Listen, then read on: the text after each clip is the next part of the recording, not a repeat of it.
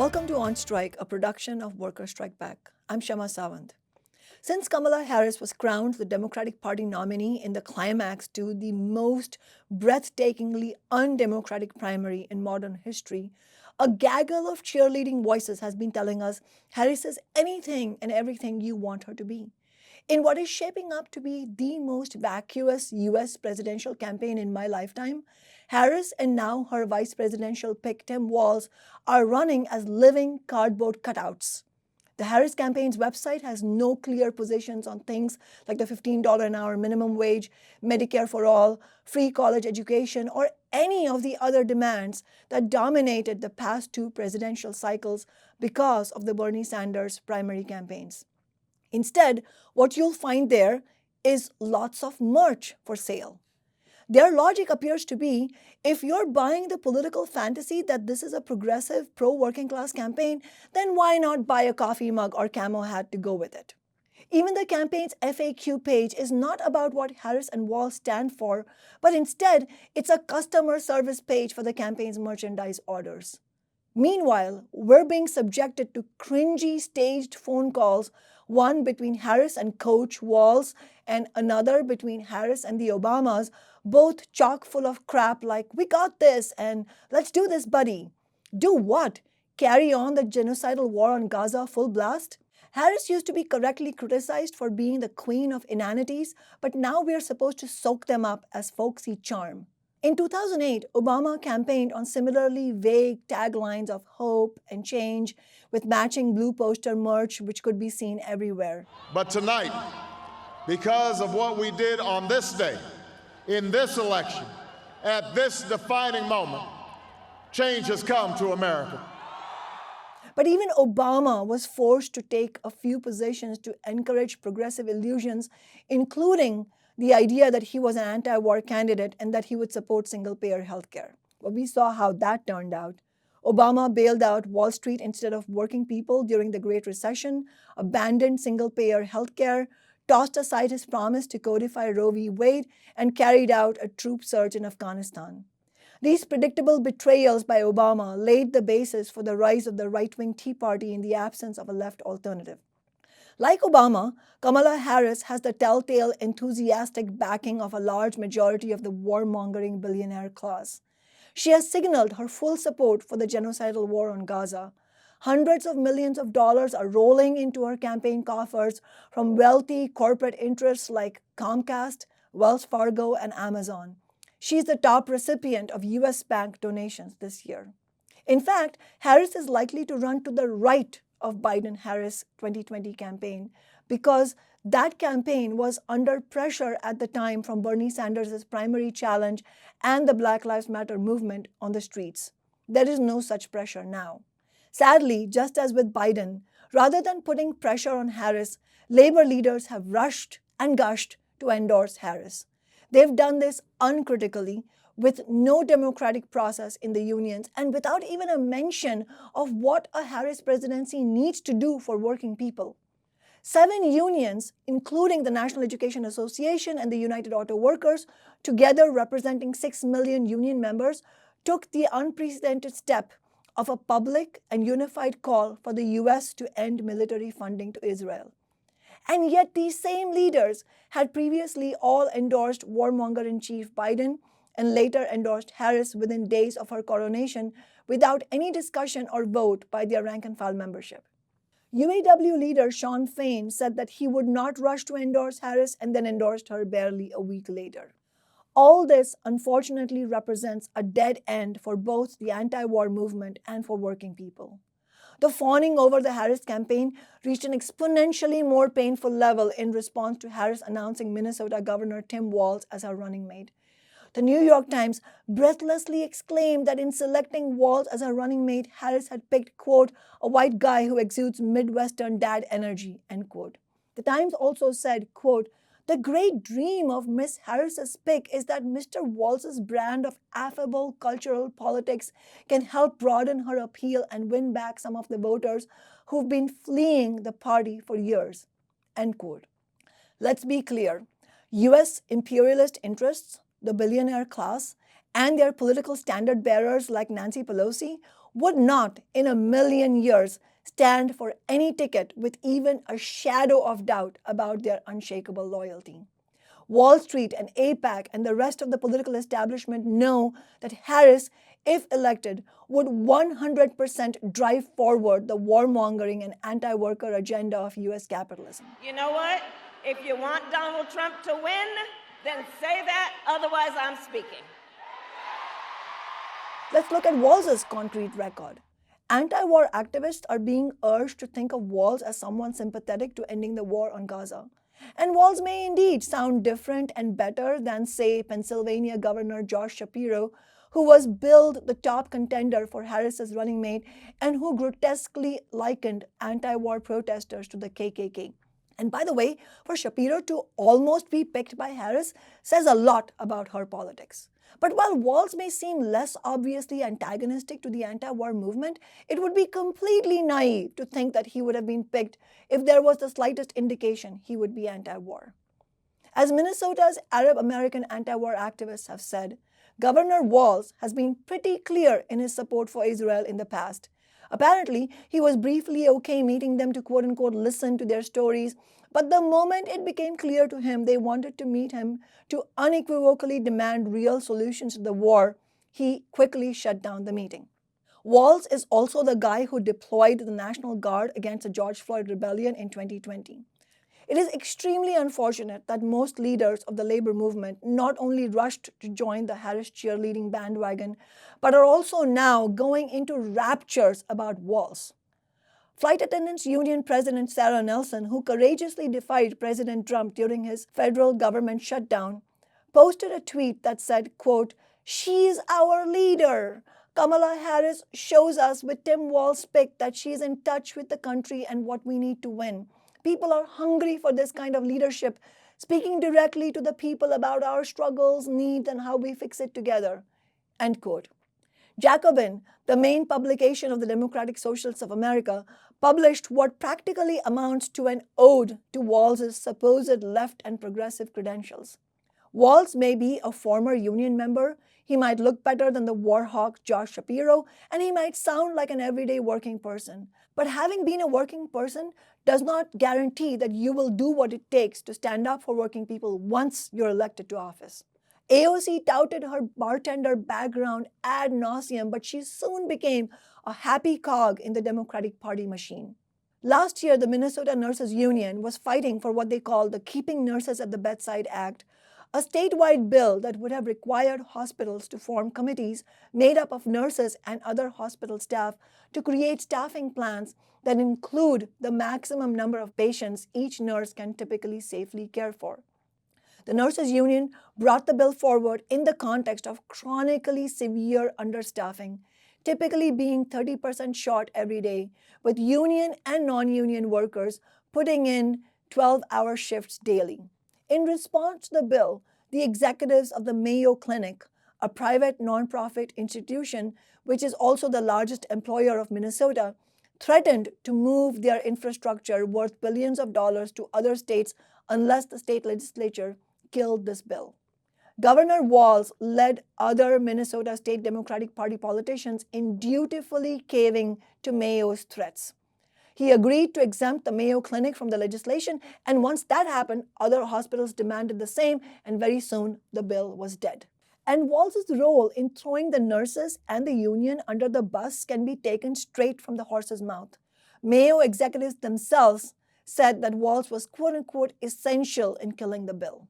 Another bill last year would have required transportation network companies, including Uber and Lyft, to pay drivers a $5 minimum fee plus $1.45 per mile and 34 cents per minute in the 7-county Twin Cities metropolitan area. The minimum rates would have increased with inflation. Drivers would also have been entitled to 80% of cancellation fees if they already departed to pick up a rider, as well as $1.25 per mile and 10 cents per minute if the companies charge customers for what is called a long pickup.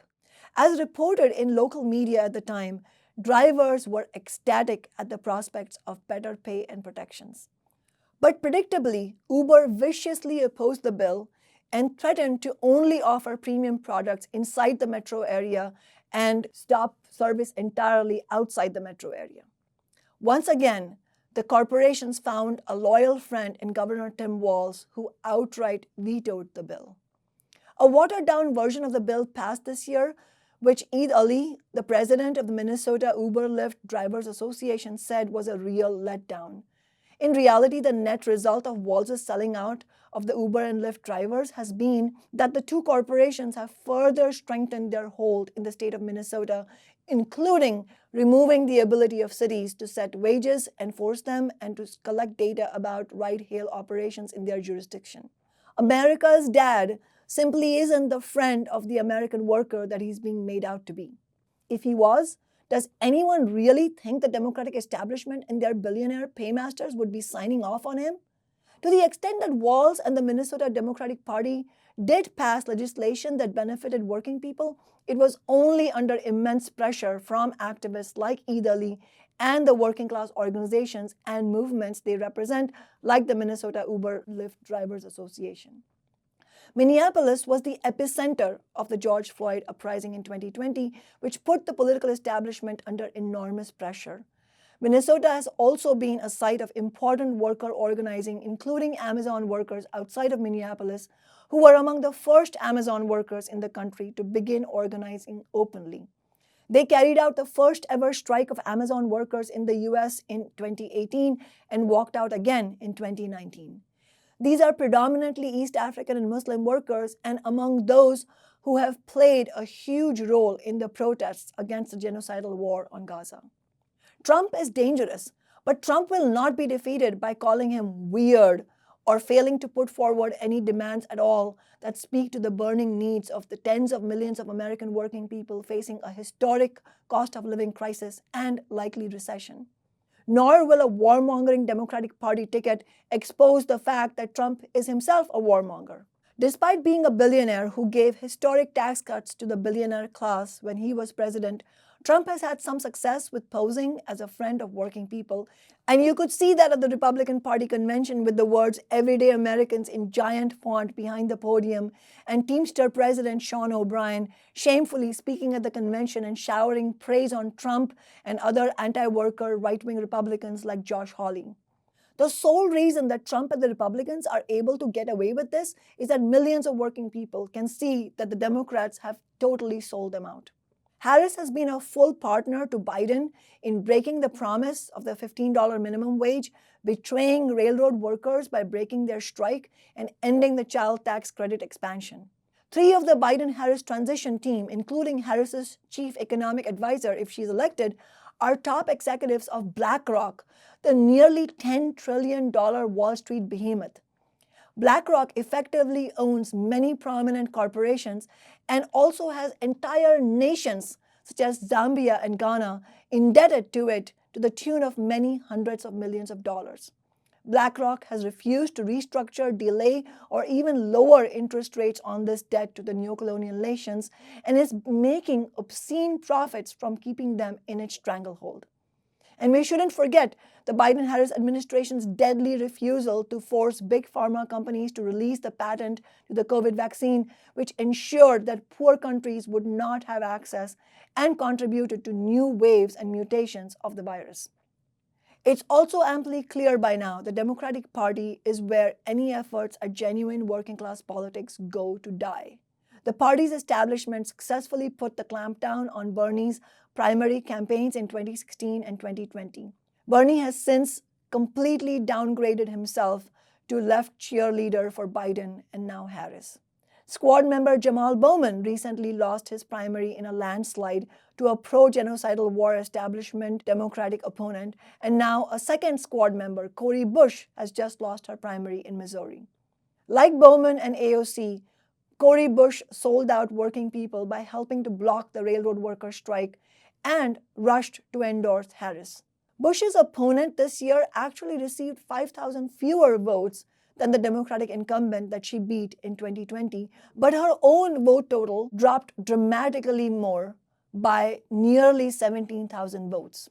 Neither Bowman's loss nor Bush's loss is an accident, and it's not mainly about the electoral math of AIPAC cash. It's about the betrayals by Bowman and Bush of their working class base and the total loss of enthusiasm for them and their campaigns. Working class leaders need to take the establishment head on, build movements, and inspire workers to fight. The political establishment expects nothing less than total allegiance to the warmongering agenda of US capitalism. And by frequently betraying working class people while giving just as frequent nods to the elite, Bowman and Bush faced both the brunt of ruling class opposition and also the alienation of working people who refused to come out to fight for them. You cannot serve both working people and the corporate elite. You have to choose. And if you're going to represent working people, you need to do that unambiguously and relentlessly. The Democratic establishment and their corporate masters will always fight tooth and nail against genuine progressives and working class fighters. We face the full ire of big business, corporate landlords, and the right wing, and yet won 4 elections as a socialist city council office in Seattle. One of those was a re-election campaign in 2019 where Amazon spent big against us.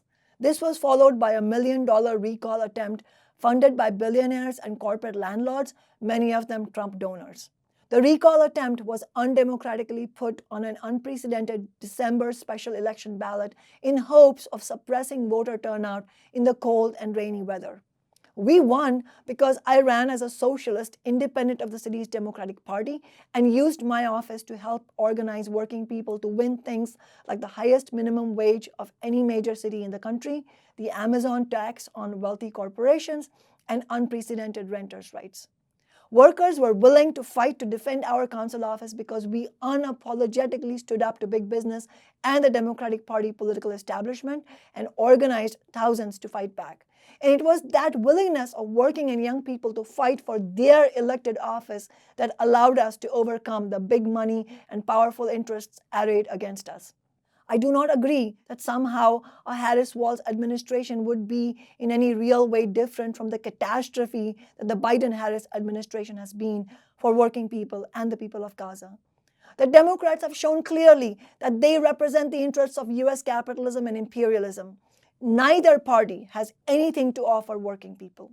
Trump is every bit as much a warmongering anti-worker candidate. Even though the fact that most of the ruling class prefer Harris over Trump might suggest to some that Trump is anti-establishment, he very much represents the elite, albeit he is personally less controllable by them. They prefer less chaos and more predictability, that is all. But they are fully on board for another round of corporate tax cuts from Trump if that's what happens. Far from preventing war in the Middle East, if anything, Trump will double down on the genocidal war on Gaza and also ratchet up the conflict with China, which has the potential to have far-reaching and deadly consequences. That's why Workers Strike Back and I have endorsed Jill Stein, the left independent anti-war pro-worker presidential candidate. Stein is unambiguously demanding an end to the war, to US military funding to Israel, and to the occupation, and she's even gotten arrested for protesting against the war. Her campaign is also calling for a $25 an hour minimum wage, Medicare for all, and free 4-year college for all. We aren't going to end the genocidal war or the ongoing brutal attacks on working people by signing on for yet another Democratic Party fantasy camp. We need to fight for the biggest possible vote for Stein in this election, combined with building a stronger anti-war movement and preparing the ground for a new party for working people. Starting August 18th, Workers Strike Back and I will be protesting at the Democratic National Convention in Chicago. We'll be holding a rally there on the 20th, which you can attend in person or on live stream. Jill Stein will be speaking there as well. I hope you will join us. Don't forget to like this video and subscribe to our On Strike channel and become a member of Workers Strike Back to help ensure we can continue to organize to rebuild a fighting labor movement. By becoming a Workers Strike Back member, you can also help this broadcast. We don't run any ads, we don't accept any corporate money, and we rely entirely on donations from working people. Go to workersstrikeback.org and click on Become a Member. Solidarity.